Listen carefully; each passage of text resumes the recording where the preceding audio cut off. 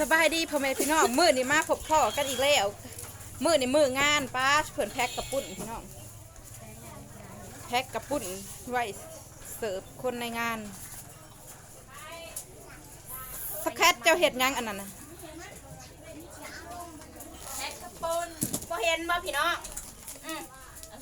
เจ้าบ่เห็นบ่กระเบิ้งอยู่เดี๋ยวนี้ได้พี่น้อง เบิ่งพี่น้องเบิ่งเลยกะเม่นมาว่าข่อยเห็ดหยัง เจ้าผู้เห็ดเจ้ายังบ่ฮู้สิให้ผู้อื่นเม่นจังได เอากระซอยกันนะว่าเขาจะเอิ้นอะไรนะนางพิมพ์กระปุ้นไม่ใช่แหละไอ้เลยอุ่นแล้วเอาแม่ยังไหนหมูตั้งให้มันบ่เห็นนี่สิมาอย่าลงไปอย่าเล่นมันเสื้อไปปุกไปหนังคุณไปโอ้ยเอายังมาเล่นเพื่อนข้างถึงคุณไปข้างในไปลงไปอยู่ข้างในไปเอาไปนั่งไปอย่าไปถึงข้างในคุณเด้อปุกไปข้างในคุณเด้อไปเอาไปดูไว้เหยื่อกระปุ้นพี่น้องโอ้คือบ่รักษาสบายดีพี่น้องเพราะว่าสิแพ็คกระปุ้นมื้อนี้ไม่เคยใช้ไม่ใช่จับวะอารมณ์ขึ้นพี่น้องอารมณ์ขึ้นน่ะไอ้กลมลงไปเร็วไอ้กลมห้องว่านี่เนี่ยเด้อขึ้นไปซอยเขาแน่ทั้งเพื่อนน่ะว่าสิ เขาเห็ดยังมาไปเบิ่งดูบ่ ไปเห็นยังมาเบิ่งดูซุ่มจะมาให้ตามเนี่ยเขาฉีกกินกูก็แห้งเลยนี่กระแพ็คเป็นแบบนี้สำหรับตัวหนึ่งพี่น้อง ไอ้โคนเต็ม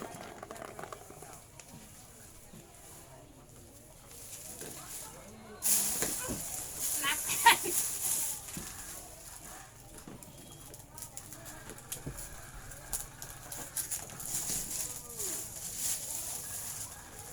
สาวน้อย ลูกสาวไปจีให้กินมื้อนึง เอ้ยอย่างกายกับดาว เดียวเลยน่ะมึงเลี้ยวว่าสั่นเอาไปเห็นหยังมาไอ้กงแต่คือสิมึงตัวอะละน้ำส้มแพ็คหนึ่ง อาม่าอันนั้นพ่นนะว่า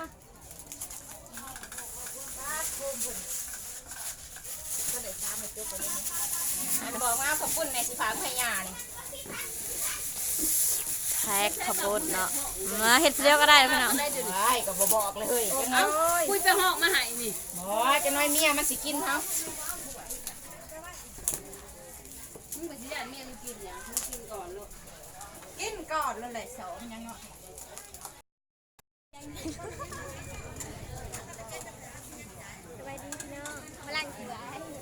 โอ้ยสิตามน้องแนนไปหม่องล่างถวยมื้อนี้น้องแนนโดนล่างถวยพี่น้องเบิดมือลุงเพิ่นว่าให้ประจำอยู่หม่องล่างถวยอ้ายหม่องล่างถวยซุมเพิ่น ยานโต๊ะกันแล้วอ่ะเอาไป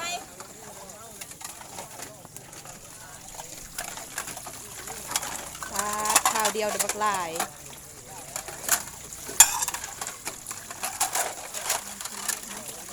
เหลื่อมบางมุม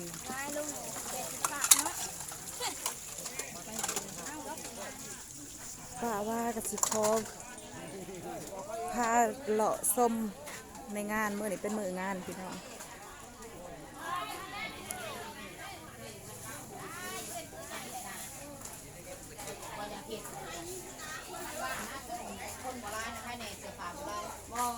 มุมนี่พักกันเห็ดยังเนาะ โอ้ยได้พระหอมค่ะ ลูกไผ่เขาก็คืองามแต่เห็ดปล่อยอยู่มื้อนี่ ยิ้มจะก้อนแม่นะยิ้มจะก้อนทานะแม่ พักกันเด็ดหอมใส่ลาบ พักกันหายตีมือคอดพี่เลี้ยอันนี้บ่เนื้อกระปุ้นเนื้อพักกันโดย เห็ดเด็ดหอมเห็ดเหนือกระปุ้น พักผ่อนใหญ่ๆตัวค่ะ พักแม่ประว่าเลยค่ะนะงามๆนะ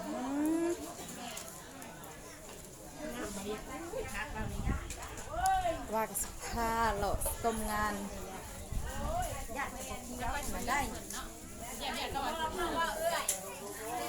เห็ดยังไงมา แกพักใหม่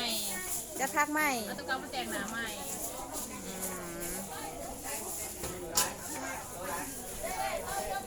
อันนี้ นอนเพียนอนเพีย นอนเพียอันนี้ จุกเล็ก ลาบเท้าด้วยค่ะเปิดเบิ่งดูค่ะ อันนี้ต้นลาบดิบต้นน่ะลาบ ลา เท้า บซุปกันนะ ลาบซุปต้นน่ะพี่น้องโฟกัส หมูมาเบิ่งตอนใส่เป็นชงซื้อหลุด ต้องใส่เป็นหัว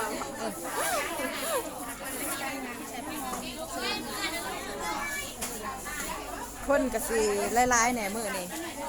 ในการในงานกะสิวุ่นวายแหน่จักหน่อยพี่น้องเพราะว่ามื้อนี้มันเป็นมื้องาน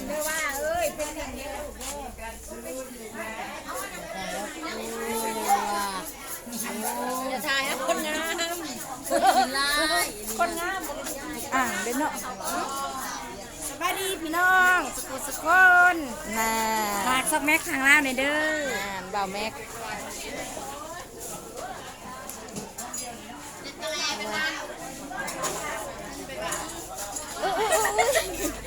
หมูน้อยหมูน้อย เอาดี เราจะเข้าก้าวไปเมื่อน้อยนะ ๆ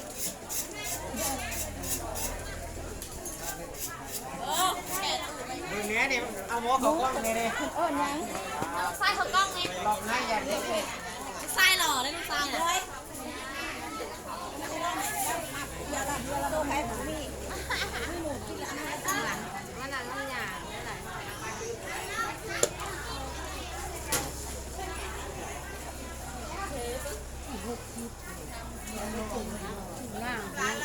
เดี๋ยวเพิ่นมาในงานเพิ่นกัน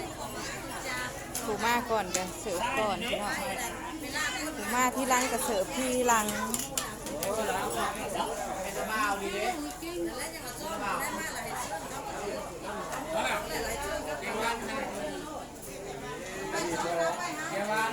เจียว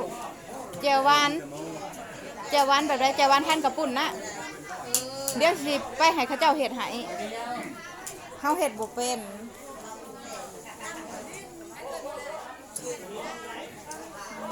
บรรยากาศ ข้างหมูกระหน่ำเลยนะ บรรยากาศในงานก็สิวุ่นวายหน่อยจักหน่อยพี่น้อง จักหน่อยจะกินน้ำละบ่าฮัตป้าให้เบียร์เขา มื้อนี่ก็กลางเวทีคือเรียบร้อยพี่น้องเพิ่นสิม่วนกันมื้อแรง กินโดยกินก่อน โต๊ะตั้งเพิ่นก็จัดเรียบร้อยยาผ้าดอกส้มงานเหมือน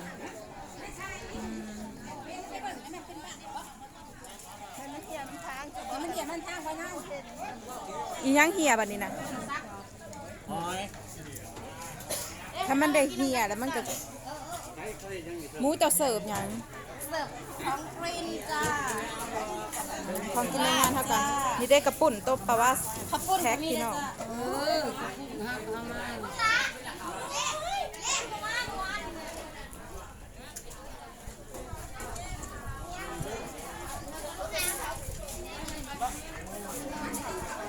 อันนี้ก็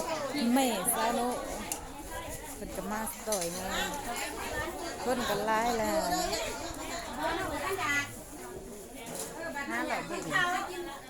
ผ้าพี่น้องต้มงานอุตสาวคนงามเออจะนั่นกับผ้ากระเป๋าล่ม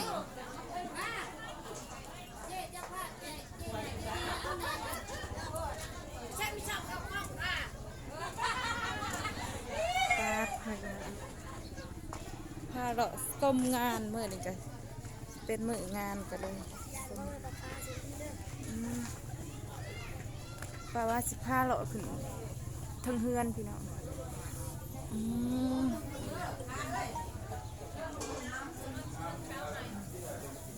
กองบุญทุกคน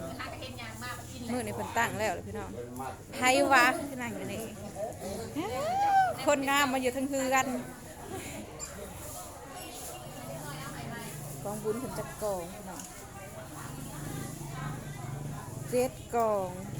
งบุญเพิ่นพูดเฒ่าพูดแก่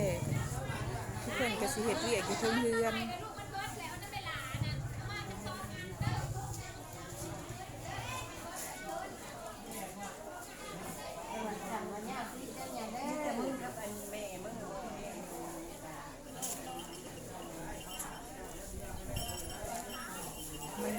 เทิงเพื่อนกะวุ่นวายพอๆกันกับอยู่ครัวเนาะพี่น้องมันเป็นมื้องานมื้อนี้กันเลย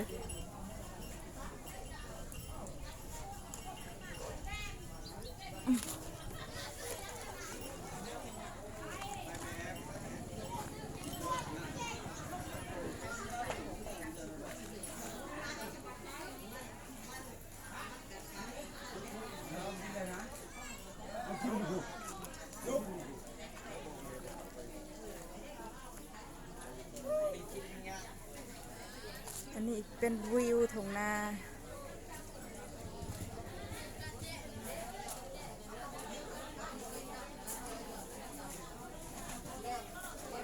พาพี่น้องเลาะชมว่างานบ้านนอกเฮาสิเป็นแบบใด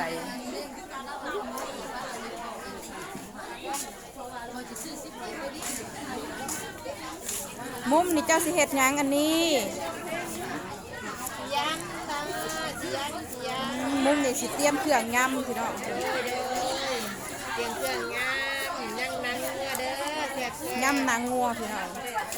ซีดมันก็ลาบแหน่เฮ็ดหยังหนึ่งหนังมันก็ไปเผาแล้วก็มายำพี่น้อง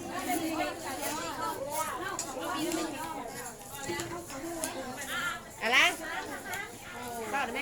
อันนั้นน่ะมันทักทายนั่นรอดไหมเจ้านั่นมิจะนำไปเลยทักทายเอาใช้มีเรามาเอามาอีกเนี่ยบรรยากาศก็สิวุ่นวายนะทุกคน จะมาเท่าไหร่ได้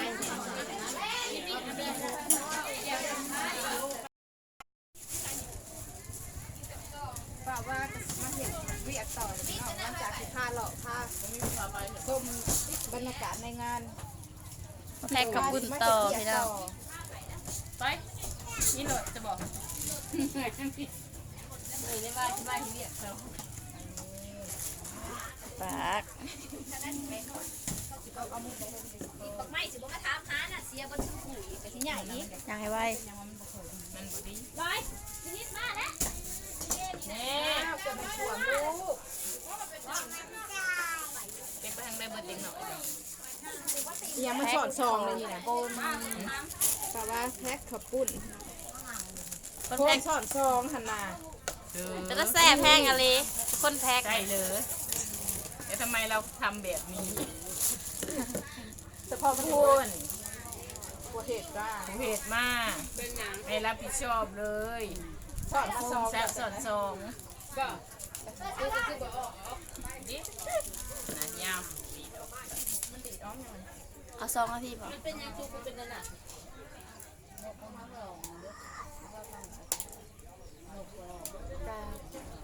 ป้าว่ากับสิเดคอปิดคลิปเพียงเท่านี้เนาะพี่น้องเพราะว่าสิเฮ็ดเรียกต่อ ผากกดไลค์กด กดไล แซ่ ค์กด ผากติดตาม ซาวแพกเด้อฝากติดตามช่องตั้งใหม่สบายดี